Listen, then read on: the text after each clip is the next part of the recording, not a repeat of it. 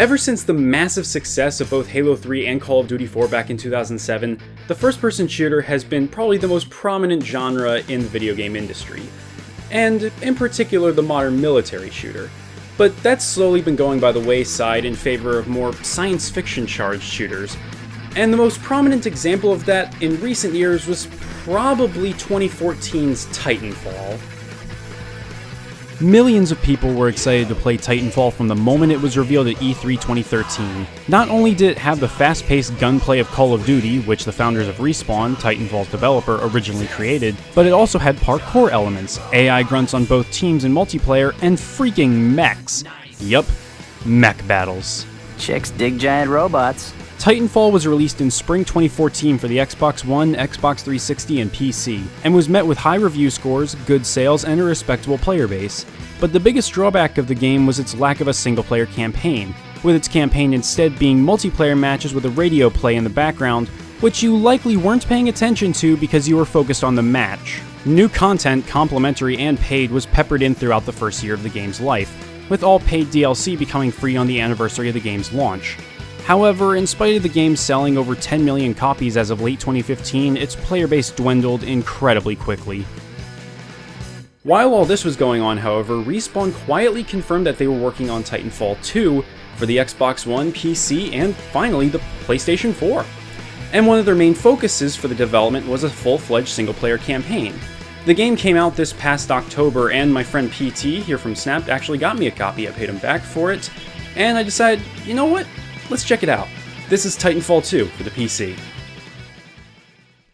Thankfully, Titanfall 2 doesn't really require that you've played the first game, as its plot is relatively self-contained. Humanity is spread out to live on other planets collectively known as the Frontier, and the corporation that mined planets for their natural resources has grown into an interplanetary corporation called the Interstellar Manufacturing Corporation, and they seem to control everything on the Frontier for the sake of profit. They aggressively protect their trade routes and will do anything to maximize their profits, even at the expense of the colonists. Meanwhile, the Frontier Militia, a group of disparate people from space pirates to homesteaders who are also citizen soldiers, has begun to rebel against the IMC for the sake of liberating the exploited frontier settlers they claim to represent. The two factions have been at war for some time and have fought primarily on the ground with foot soldiers, robots, and large mechs called Titans, the pilots of which are basically the best of the best when it comes to combat efficiency, both in and out of their own individual Titans. But you're not a pilot.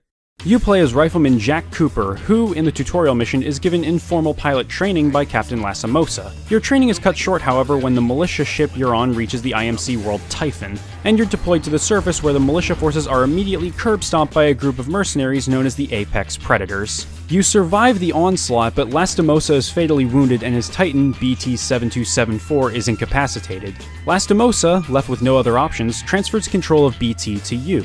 In doing so, you inherit command of an operation to find Major Anderson, who was last reported to be at an IMC laboratory. After getting BT back in working order, you have to learn to work together as you fight through IMC-controlled territory, alone, to complete your mission. Along the way, you fight IMC troops and have Titan battles against the Apex Predators, which range from annoyingly tough to simply manageable. But I'm getting ahead of myself. Titanfall 2, while clearly designed with a controller in mind, still feels good on a mouse and keyboard, as any FPS should. The campaign's level design makes great use of the parkour elements, and it's just fun to jump between walls above pits. The double jump allows you to make minor course corrections in midair, as well as give you an extra little boost to make it to a platform you may have missed otherwise. While the weapons feel somewhat light and weightless, I think this helps make the player feel like the agile pilot they're meant to be. Melee kills feel really satisfying considering how fast and easily human enemies can kill you. They're fast, kill human enemies instantly, and keep up your flow if you know what you're doing. When it comes to the gunplay, the one element that really irks me is that aiming down your sights is a toggle function on the PC without any options to change this. In any other shooter, holding right-click is what keeps you aiming down your sights. Muscle memory in this regard really throws you off in Titanfall 2, and can leave you wide open to enemy flanks for a couple of seconds while you question why you're still zoomed in. And speaking of enemies that blindside you, fuck ticks.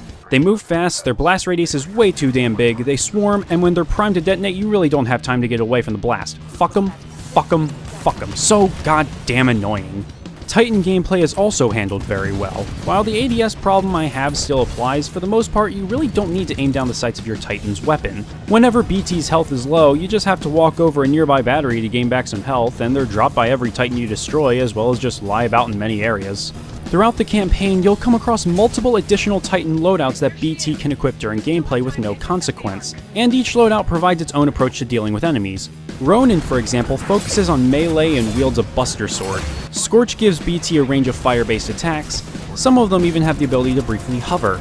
The variety of loadouts allows you to tackle a situation how you want, provided you've found the loadout already, and the battles against the apex predators are where you have to put your skills with a Titan to the test, which, as I said before, can be extremely annoying. I'm looking at you, Viper, you flying f***. Without getting into spoilers, the narrative presented here is surprisingly pretty good, and not because of the conflict between the militia and the IMC, but because of your interactions with BT. Every so often, you have the option to respond to BT with one of two quips, and while the quips themselves aren't particularly good at building Cooper as a character, he is pretty much just a vehicle for the player after all. His, and by extension your interactions with BT, help to imbue the metal monolith with an endearing personality, complete with loyalty, camaraderie, trust, and dry humor. This Titan weapon is an advanced design and may give us a tactical advantage. I think somebody's in love. A human's concept of love requires admiration, attraction, devotion, and respect. Conclusion: I am 50% in love. This partially boils down to the three protocols all Titans must follow: link to pilot, uphold the mission, and protect the pilot. He's ultimately just following these protocols, but it's the little interactions you have with him that really make you like him. I was honestly surprised how much I found myself caring about BT while playing the campaign.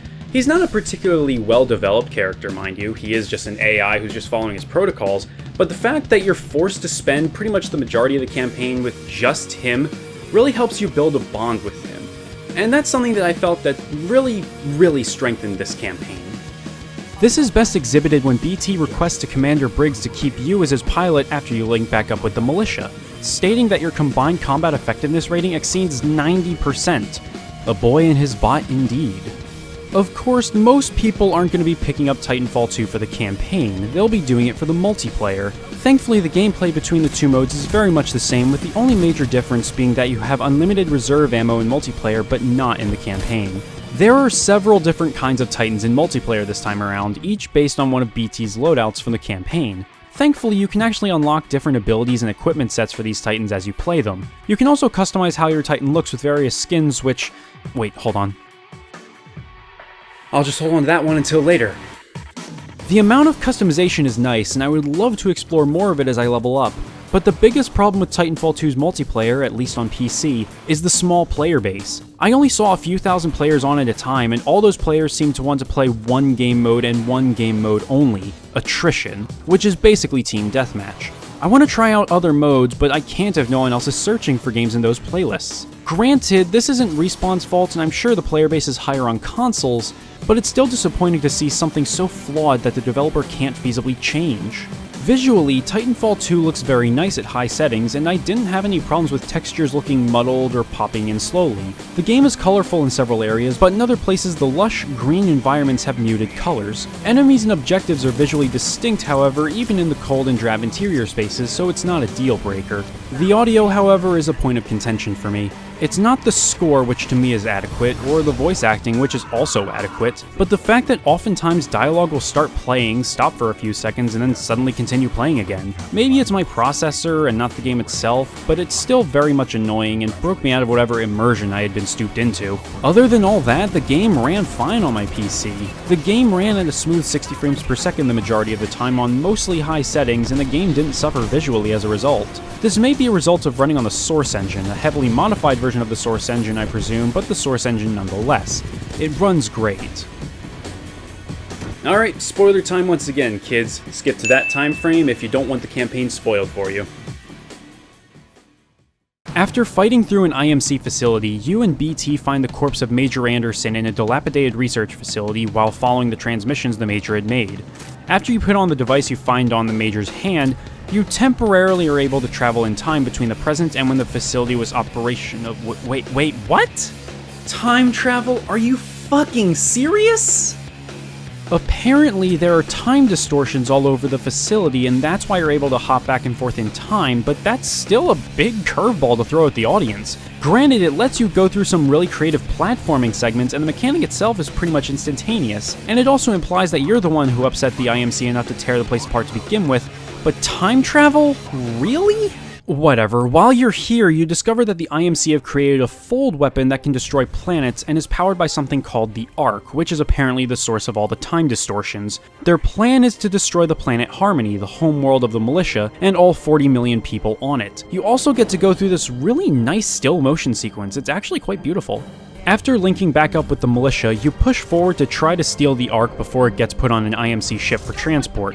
After failing that, you and the militia chase after it with your own small fleet, and BT stows the Ark inside his chassis, since there's no other way to hold it. Unfortunately, you two go down with the IMC ship that was transporting it and are captured by Blisk and the remaining Apex Predators, who are now trying to extract the Ark from a heavily damaged and mutilated BT. Blisk threatens your life to get BT to open up and promptly fucks him up. With his final act, BT frees you from your bindings and tells you to open his Seer Kit and take his AI core. The Seer Kit has a smart pistol inside, which auto-targets enemies, and you promptly book it through the IMC facility, curb-stomping everything in your path. Once you're outside, the militia send down their last Vanguard Titan without an AI core. You plop in BTs and voila! Your buddy's back with a damn minigun. You blow your way through the last of the Apex Predators, sans Blisk, and try to remove the Ark from the cannon that's about to launch it into the fold weapon when you and BT are blown back by its firing, heavily damaging BT. Before leaving, Blisk, who is ordered by the IMC General to kill you, leaves you with his business card, being impressed that you were able to take out all the other Apex Predators. He doesn't kill you because, well, it's not in his contract. With BT's systems malfunctioning, he and you load yourselves into the cannon to fire yourselves at the Ark. After launching, however, BT removes you from the cockpit and throws you to a giant rock for safety, restating that Protocol 3 is to protect the pilot. BT flies into the Ark to destroy it and himself in the process, while you escape with the help of Commander Briggs. The destruction of the Ark destroys the planet Typhon, and thanks to some closing narration, we learn that Cooper is being trained to officially become a pilot and is getting a new Titan, but he liked his old one better. Then, after the credits, we see Cooper's old helmet flashing, indicating that maybe, just maybe, BT is still alive. Sorry, I should have seen BT's self-sacrifice coming, but he was just so endearing to the player. He was just so fun to be around. And this was a punch to the gut, at least for me. He helped to make the campaign a lot more than it was. He is this campaign, really. But that aside, the campaign is surprisingly good, but it is short. It shouldn't take you more than 4 hours to beat, but your relationship with BT is really what drives it forward, and honestly, that's what made me enjoy it most.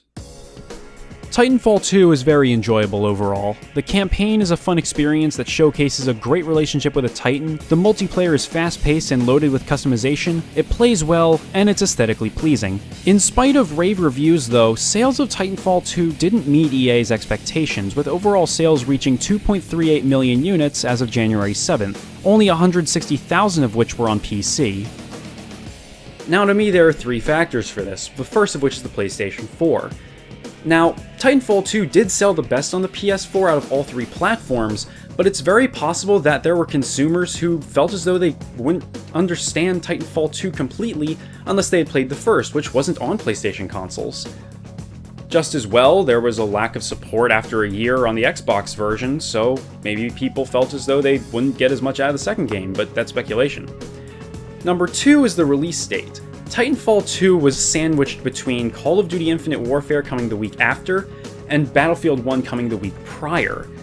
CEO of EA, Andrew Wilson's actually commented on this, saying that he felt as though that Titanfall 2 and Battlefield 1 catered to different wants in a first-person shooter, that Battlefield 1 was a historical shooter that was more real, and Titanfall 2 was a science fiction shooter, saying that basically there was no audience overlap, which is total bullshit. And it certainly doesn't help that it was a very, very packed game release season. But I still have one point that I've been holding on to since much earlier in the video.